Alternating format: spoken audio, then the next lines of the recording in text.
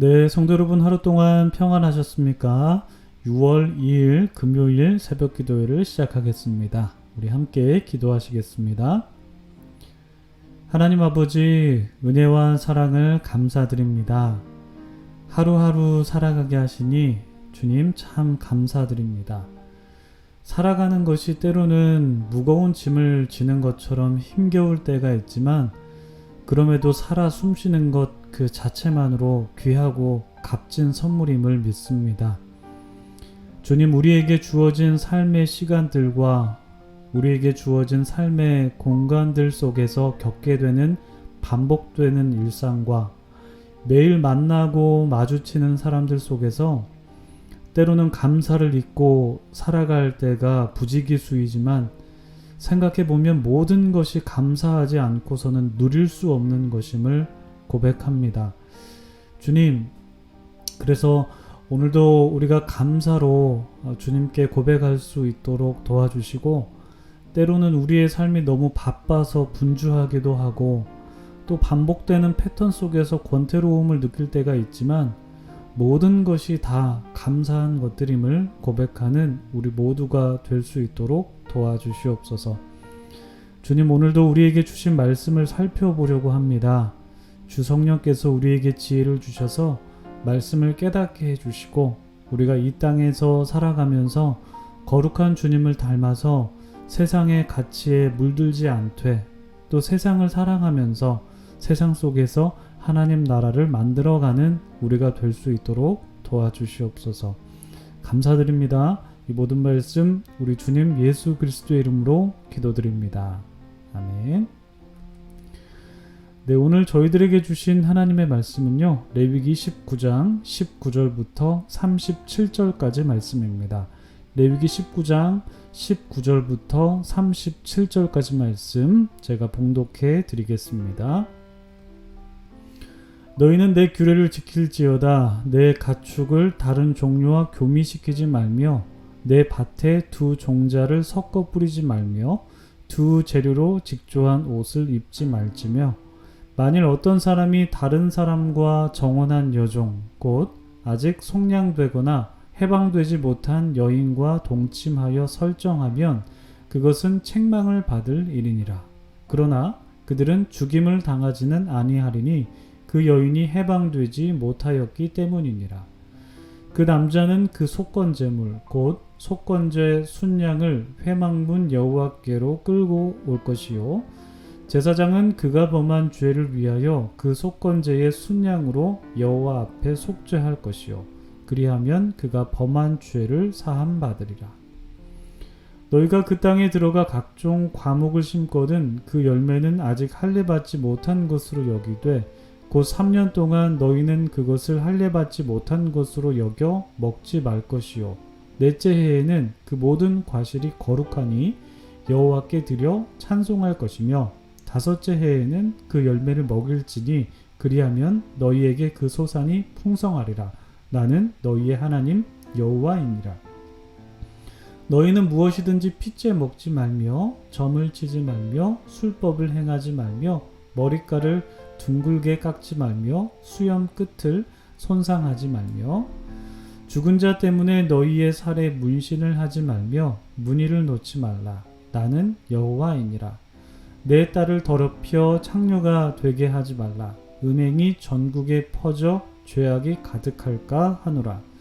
내 안식일을 지키고 내 성소를 귀히 여기라. 나는 여호와이니라.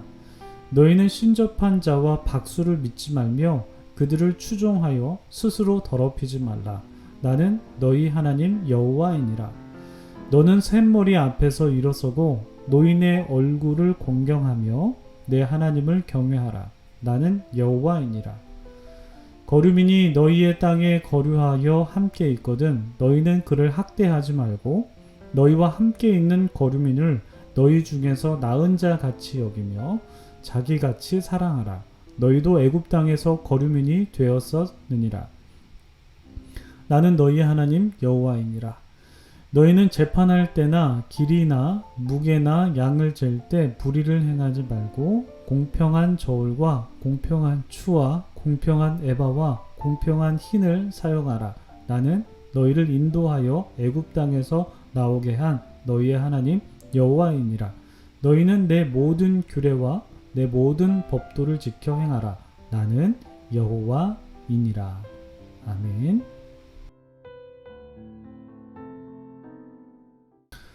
네, 참 좋으신 우리 주님의 크신 은총이 우리 토론토 한인장로교회 모든 분들에게 오늘도 함께 하시기를 주님의 이름으로 축복합니다.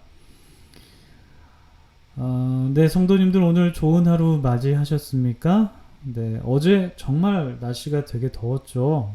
최고 기온이 30도로 훌쩍 넘었었는데요. 정말 한여름 날씨 같은 하루였는데 성도님들 건강하게 잘 보내셨습니까? 네, 기온이 올라가니까 체력도 많이 소진되는 것 같더라고요. 축축 처지고 힘이 좀 빠지는 것 같았는데 우리 성도님들 건강관리 잘 하시길 바라고요. 오늘도 좀 날씨가 더울 것 같습니다. 그래서 우리 모든 성도님들 건강관리 잘 하셔서 오늘 하루도 건강한 하루 되시길 바랍니다. 오늘 저희에게 주신 말씀 레위기 19장 하반부 말씀입니다. 레위기 19장이 레위기의 중심이고 또 레위기의 주제다라는 말씀을 많이 드려서 우리 성도님들께서도 이 레위기 19장이 중요하구나, 중요한 말씀이구나 라는 것을 잘 기억하시지 않을까 싶습니다.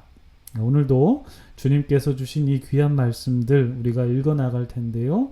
우리가 이 말씀들을 보고 또 묵상하며 나아갈 때에 주 성령께서 우리 가운데 충만하게 역사하셔서 말씀을 깨닫는 은혜가 있기를 바라고요.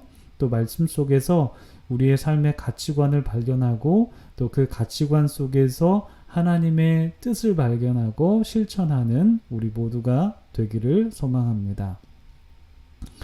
먼저 오늘 말씀 19절을 보시면요. 가축을 다른 종류와 교미시키지 말고 밭에 두 종자를 섞어 뿌리지도 말고 두 재료로 직조한 옷도 입지 말라. 이렇게 말씀을 하시죠.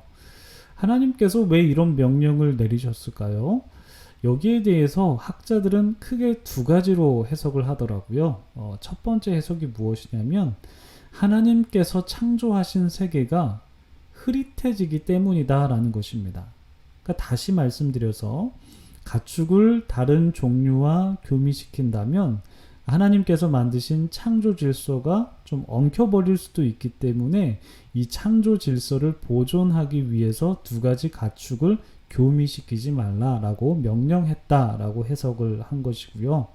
그리고 두 번째 해석은 신학적인 해석인데요. 이 거룩하다라는 것은 정결하고 또 때묻지 않은 것이기 때문에 이러한 정신을 삶 속에서 좀 반영시키기 위해서 일상생활에서도 이제 적용시켰다라는 해석입니다. 그러니까 어제도 말씀을 드렸다시피 이 거룩이라는 말은 기본적으로 분리라는 뜻을 갖고 있기 때문에 이 거룩한 삶을 살아가는 사람들은 새 속에 물들지 않고 하나님의 거룩하심을 본받아서 세상과는 다른 삶을 살아야 된다라는 것이 이 계명에 좀 담겨 있는 정신이다 이렇게 본 것이죠.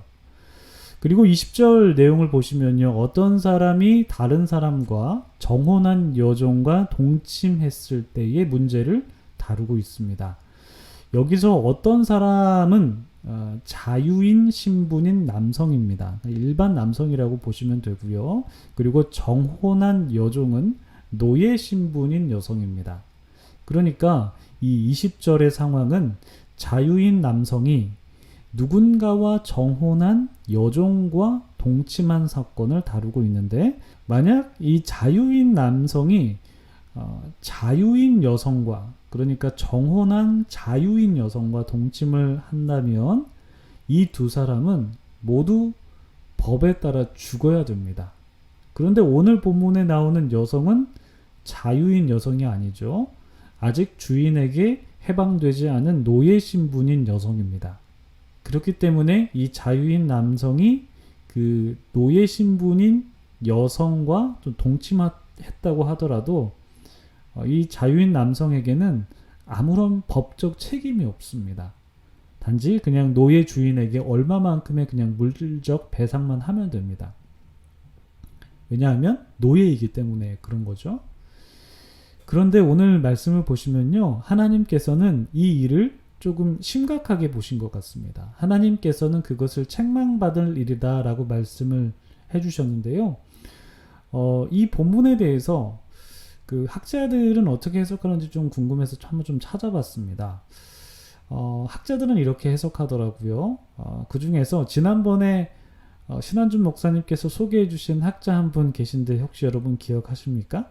그 밀그롬이라는 학자, 아마 기억하시죠? 아마 이제 그래도 들으신 기억이 있으실 텐데, 이 밀그롬이라는 아주 레위기에서 굉장히 권위 있는 학자인데, 이 밀그롬이라는 학자의 견해에 따르면 밀그롬은 이 자유인 남성이 이 노예 신분인 여성과 동침했다고 하더라도 이게 사회법적으로는 큰 책임은 없지만 이 행위가 하나님 앞에서는 죄를 지은 것이다 라고 그렇게 해석을 합니다. 그러니까 그렇기 때문에 21절부터 22절까지를 보시면 이 남성이 하나님께 나와서 속건 제사를 드려야 했다라는 것을 그렇기 때문에 우리가 볼 수가 있는 건데요. 즉 어떠한 행동이 사회에서는 그냥 법적인 책임이 없다고 하더라도 그 행위가 하나님 앞에서는 죄가 될 수 있다라는 것이 이 본문에 담겨 있는 내용이다라는 것이죠. 우리가 사는 사회에서도 마찬가지죠. 법적으로는 아무런 책임이 없는 어떠한 행동이 하나님 앞에서는 죄가 될 수 있는 행동이 있는 것이죠. 즉, 이 말씀에서 흐르고 있는 거룩한 삶이라는 것이 무엇일까요? 어제 말씀드렸다시피 이 세상을 살아가면서 하나님이 없는 것처럼 이 세상을 그냥 살아가는 것이 아니라 내가 마치 하나님 앞에 서 있는 것처럼 이 세상을 살아가야 한다라는 정신이 이 말씀 속에 담겨져 있는 것입니다. 그러니까 이 거룩이라는 말의 의미는 아까 말씀드렸다시피 분리의 의미가 있으면서도 어제 말씀드렸지 않습니까? 통합의 의미가 있다라고 어제 말씀을 드렸는데, 우리가 이 세상을 살아갈 때 하나님 앞에 있는 것처럼 살아가야 한다라는 것은 곧 이 세상이 하나님 나라로 통합되는 것을 추구하면서 살아가야 한다라는 것을 의미합니다. 그렇기 때문에 우리가 이 나라 가운데에 하나님의 나라가 임하옵소서라고 기도하는 것이 바로 이 세상이 하나님 나라로 통합되는, 그것이 바로 거룩의 또 다른 의미다라는 것이죠. 그래서 이 거룩한 삶이라는 것은 사회법보다 더 높은 하나님의 법을 따르면서 살아가는 것이 바로 거룩한 하나님을 닮아가는 삶이고, 그것이 바로 거룩한 삶이다라는 것을 우리가 깨닫게 되고 그 삶을 살아갈 수 있도록 주님의 능력을 우리가 구해야 하는 것이죠. 그리고 23절부터 25절까지는 이스라엘 백성들이 가나안 땅에 들어갔을 때 그 땅의 과실들을 바로 먹을 수 있는 것이 아니라 3년 동안은 과실들을 할례받지 못한 것으로 여겨서 먹지 않아야 되고, 그리고 넷째 해에 열매 맺은 것들은 이제 첫 것이니까 이제 하나님께 드려야 되고, 비로소 다섯째 해가 되어야 백성들이 그 소산물들을 먹을 수 있다, 이렇게 말씀을 하십니다.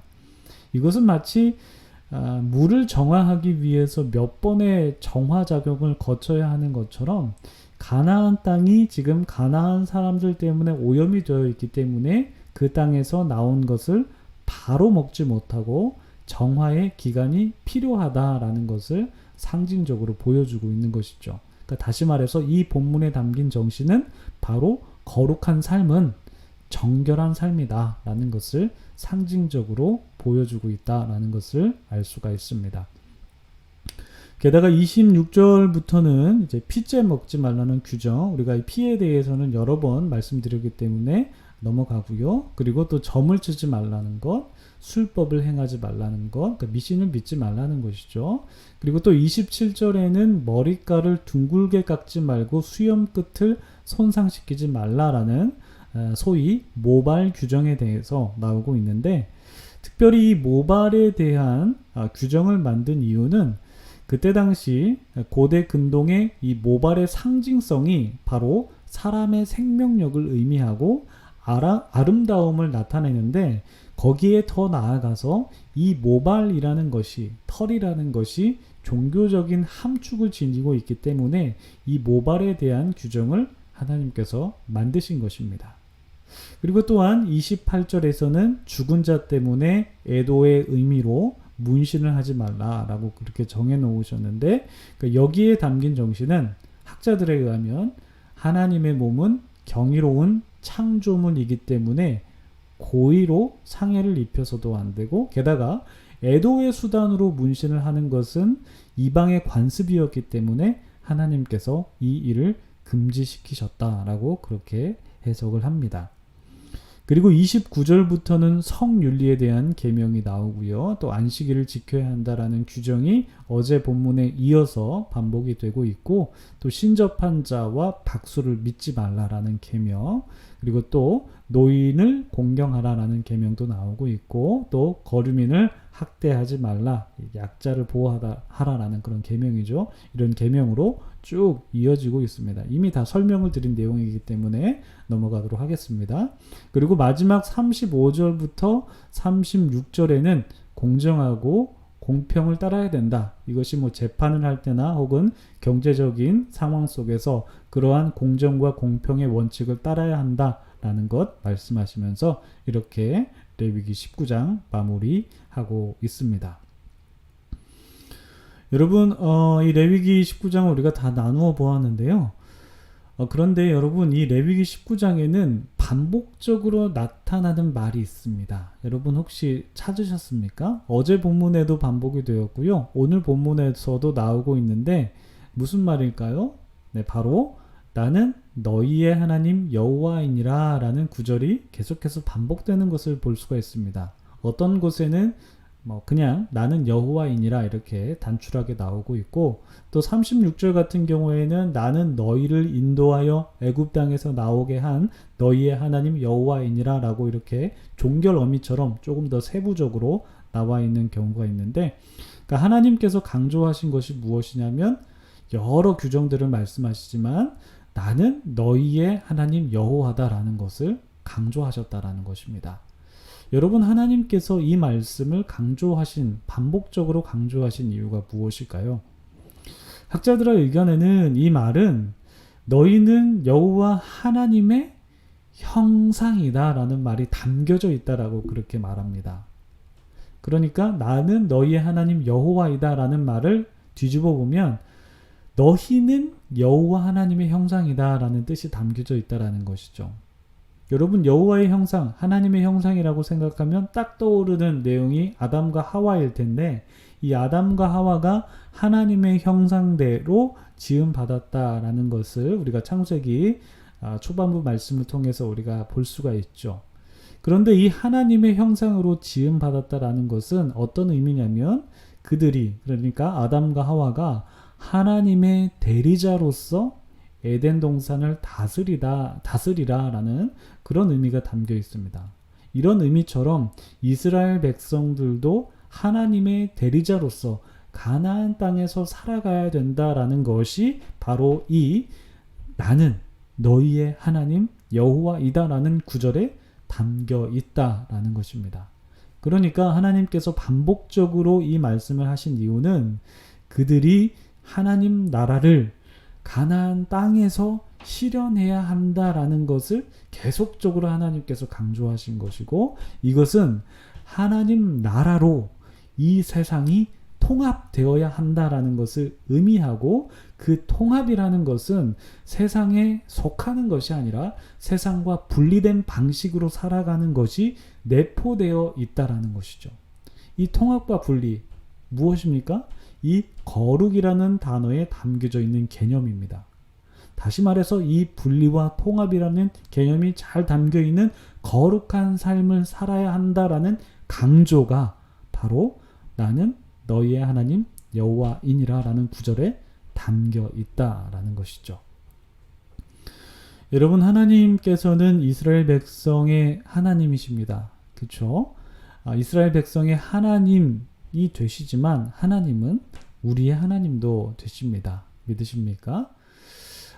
비록 우리는 죄인입니다. 죄인이기 때문에 하나님의 나라를 이 땅에서 실현할 수 있는 능력도 없고 사실 지혜도 없지만 그리스도 예수께서 우리를 위해서 돌아가셨고 또 성령을 우리에게 보내주셔서 우리로 하여금 성령의 능력으로 살아가게 하십니다. 그래서 우리가 그 능력을 구해야 되는데 그 능력으로 우리가 우리의 삶의 영역에서 하나님의 나라를 이루어 가야 한다라는 것을 오늘 본문 속에서 우리가 깨닫게 되는 것 같습니다. 여러분, 우리로서는 할 수 없는, 나의 능으로서, 우리의 능력으로서는 할 수 없는 그 거룩하게 살아가는 힘이 바로 주님께로부터 나온다라는 것을 우리가 기억하면서 거룩한 주님을 바라보고 거룩한 주님을 닮아가기를 기도하면서 주님의 능력을 힘입어 살아가는 우리 모두가 되기를 소망합니다.